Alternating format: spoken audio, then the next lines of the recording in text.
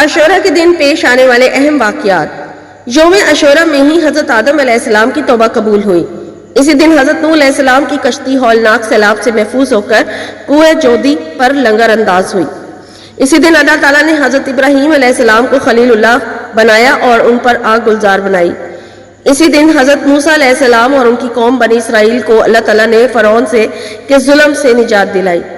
اسی دن حضرت سلمان کو بادشاہت ملی۔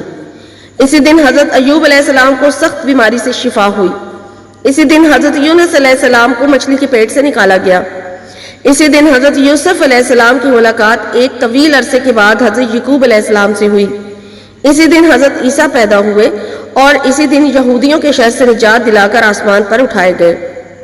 اسی دن اللہ تعالیٰ نے آسمان و زمین، قلم، حضرت آدم اور بی بی حوا کو پیدا کیا۔ اسی دن قیامت آئے گی۔ اسی دن حضرت موسیٰ علیہ السلام